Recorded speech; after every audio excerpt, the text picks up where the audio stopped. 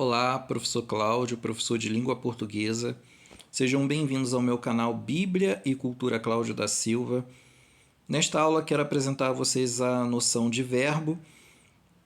Fazendo desde já uma observação, esta aula será dividida em 3 partes. Na primeira parte, vou abordar a questão do conceito verbal.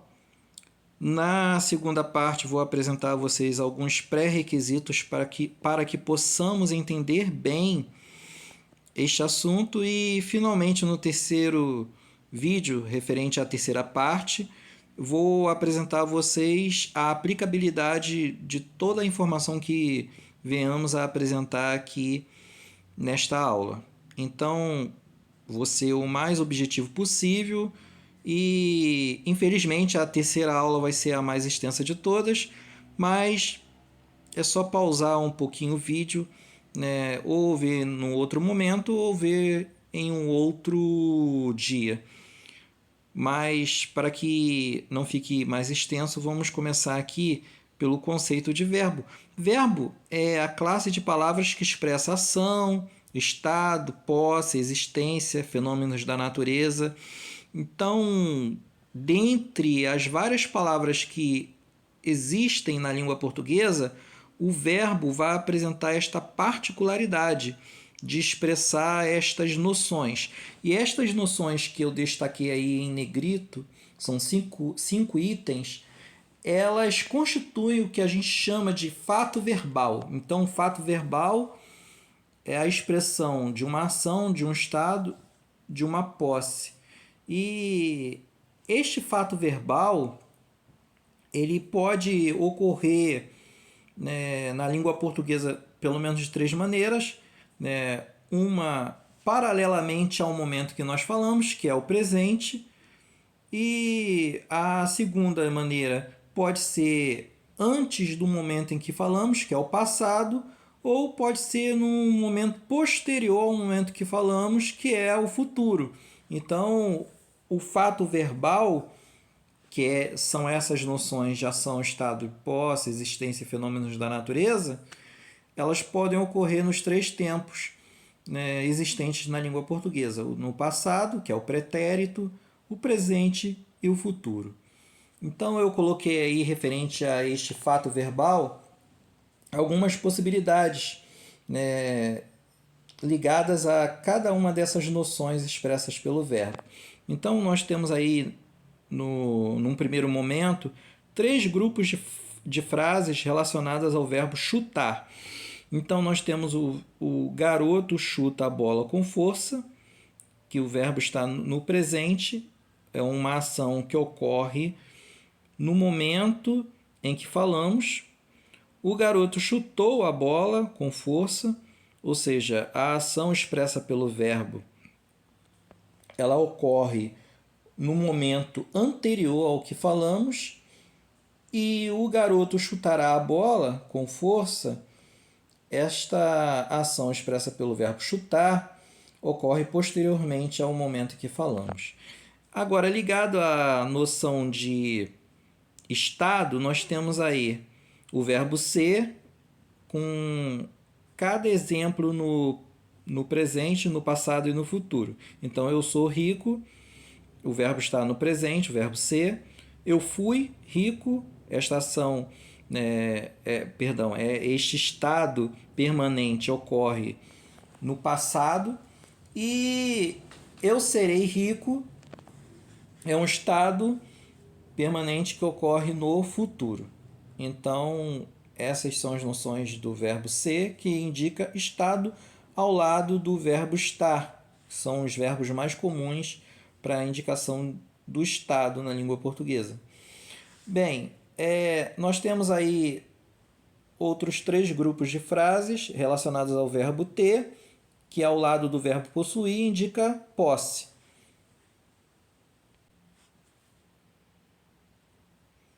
Então aí vocês podem observar, Maria tem um livro, ou seja, essa posse se dá no momento em que falamos, o presente.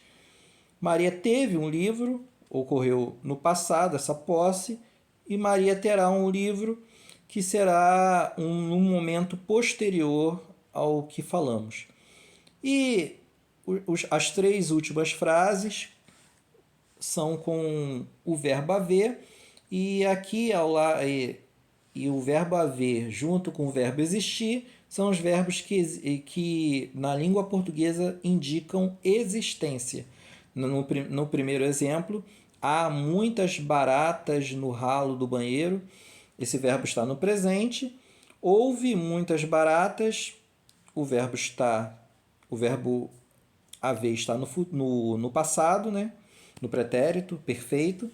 E haverá muitas baratas no ralo do banheiro. O verbo haver está no futuro. Então, vocês puderam observar bem que o fato verbal ele pode se apresentar num tempo, né? Pode ser o presente, pode ser o passado ou pode ser o futuro. Então vamos prosseguir, mas ainda assim alguém pode ficar com dúvida. E que tipo de dúvida seria essa? Alguém pode fazer o seguinte questionamento: qual é a melhor maneira de reconhecer os verbos em uma frase, no meio de palavras como substantivos, adjetivos, pronomes? Numa frase vocês podem observar que não ocorre só o verbo, né? Obviamente. Existem várias palavras numa frase, pelo menos as frases mais complexas. E para reconhecer o verbo, nós precisamos ter. Nós precisamos estar na posse de alguns critérios usados pelos especialistas e indicados por eles. Então, nós temos aqui 3 critérios básicos para caracterizar os verbos na língua portuguesa. E o primeiro que eu apresento a vocês é o critério significativo ou semântico, né, do significado. E é justamente aquele que nós vimos acima, que trabalha com o conceito de verbo. O que o verbo expressa? Então, o verbo ele vai ser aquela palavra que vai apresentar a ação, o estado, a posse, a existência, os fenômenos da natureza. Então, é muito diferente, por exemplo, de um substantivo que não tem a finalidade de expressar um fato verbal, mas tem a finalidade de expressar, né, o nome das coisas. Então, o significado de cada um deles é bem diferente, né? Então, pelo critério significativo, a gente pode já particularizar os verbos para distingui-los das demais classes de palavras. Então, eu coloquei um exemplo que vai até o fim, né, desta aula, que é o Roberto caminhou cerca de 1 quilômetro até o posto de gasolina. Então, aí nós temos 11 palavras, e dessas 11 palavras, qual aquela palavra que está ligada a uma ação, né? Ou pode estar ligada a um estado, a posse, a existência, né? Ou o fenômeno. No caso é o verbo caminhar. No caso aqui ele vai indicar a ação, mas poderia ser bem uma ação, o estado, poderia ser, perdão, o estado, a posse, a existência, o fenômeno. Então, já ficou um pouco mais fácil para que a gente perceba o verbo nessa frase. É bem como se existisse um verbo que expressasse estado, como é o verbo ser, o verbo estar, ou indicasse posse, né? Ficaria mais fácil para reconhecer tal verbo que expressasse essa noção nessa frase. Como aqui é o verbo caminhar, então o fato expresso pelo verbo vai indicar ação. Um segundo critério apresentado pelos especialistas é o critério morfológico. O critério morfológico está relacionado à morfologia, que é o estudo das formas. E no caso aí é o estudo de como o verbo vai se apresentar na hora de falarmos, na hora de lermos.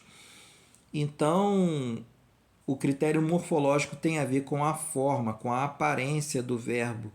Então, é aquele critério que mostra que os verbos mudam a própria aparência para mostrar que está em um determinado tempo, passado, presente ou futuro, diferente, ou seja, num tempo diferente. É claro que é mais complexo do que isso, mas eu vou falar de alguns detalhes no segundo vídeo. Não vou falar aqui, mas eu posso adiantar que o verbo ele vai apresentar uma determinada aparência de acordo com o objetivo que nós temos em vista. Se queremos expressar, por exemplo, uma ação, né, será que nós temos certeza dessa ação? Se nós tivermos certeza, este verbo ele vai mudar a aparência para indicar que que o modo é o modo indicativo, né, que é o modo ligado às certezas. Quando temos certeza de algo, pelo menos em regra é assim, né? O português tem as suas exceções, mas não vou entrar nesse mérito.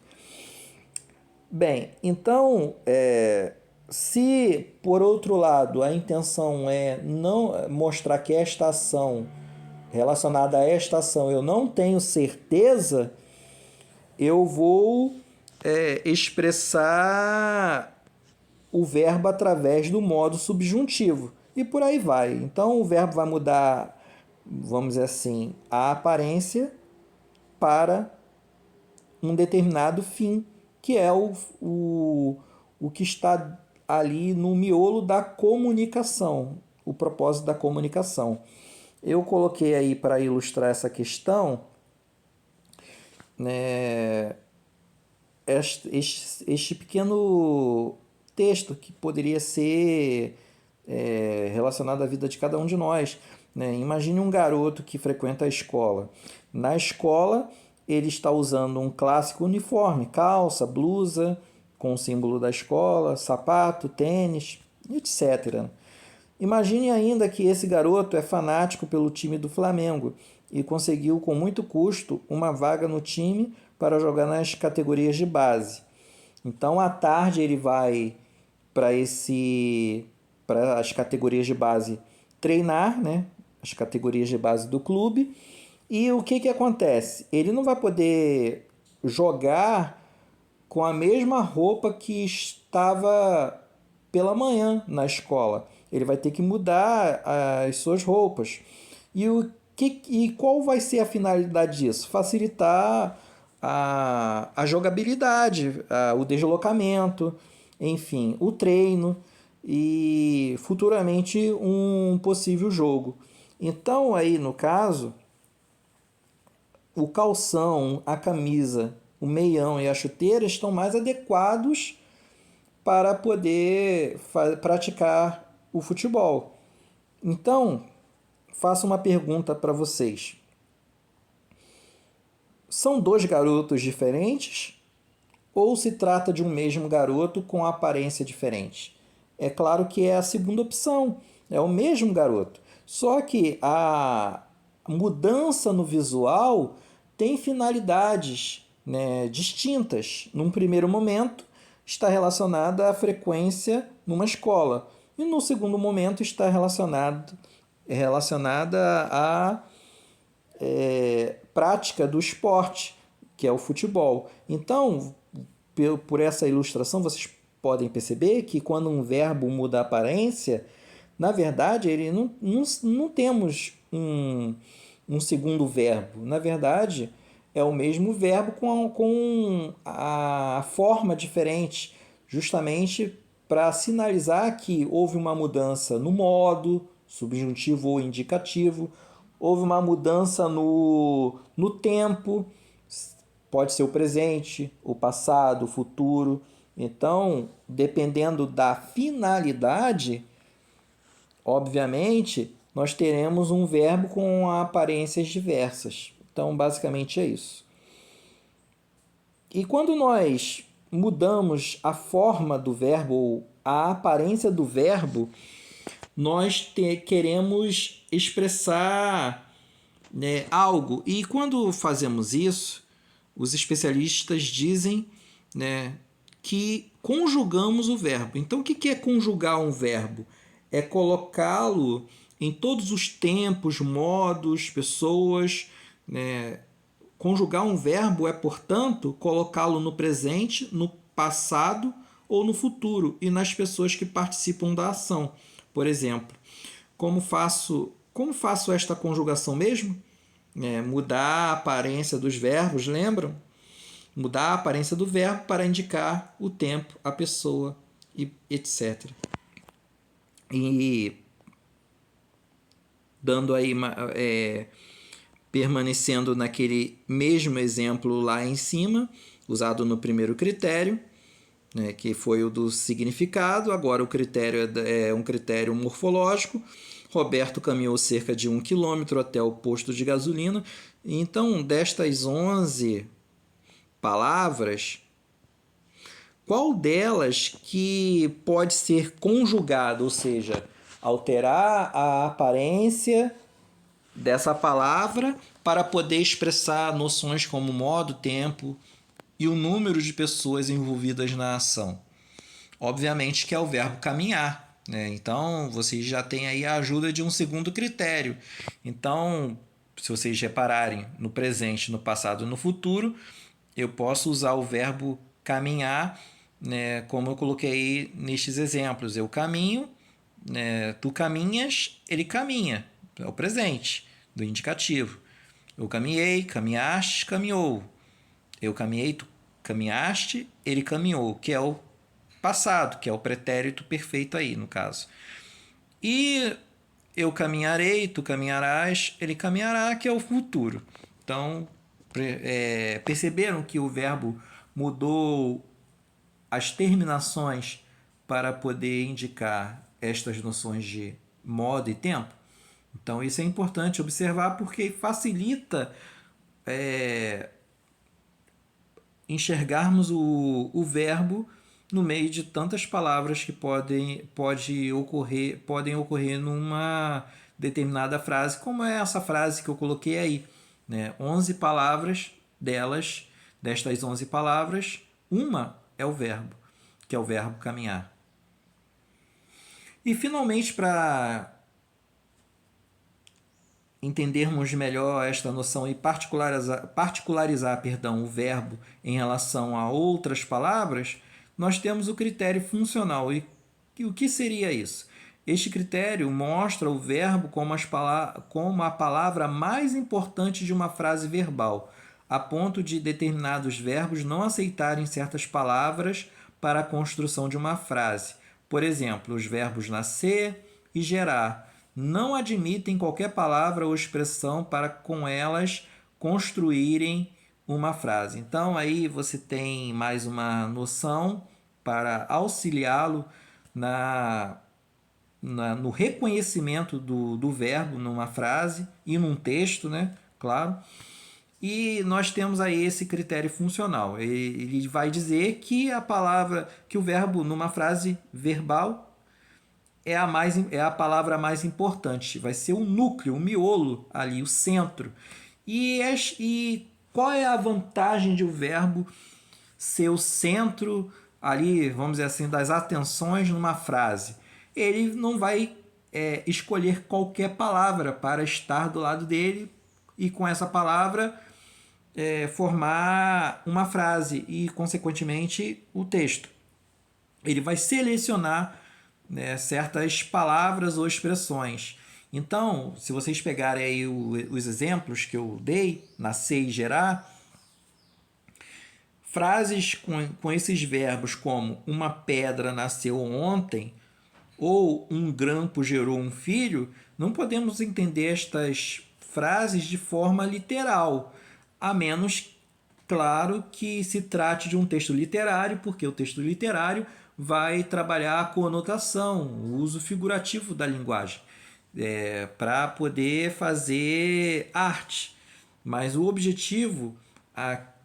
mas se o objetivo da comunicação não é fazer arte, mas sim, né, ser o mais objetivo possível, é claro que se vai usar a denotação e, consequentemente, não faz sentido frases como essas que eu coloquei como exemplo: uma pedra nasceu e um grampo gerou. Então, elas são agramaticais. Então, vocês podem observar que o verbo ele vai se destacar das demais palavras numa frase verbal pelo fato de selecionar os seus argumentos. O que seria isso? As expressões com as quais se completa o sentido de uma frase. Bem, e aí eu coloquei como observação aquilo que eu já disse, né?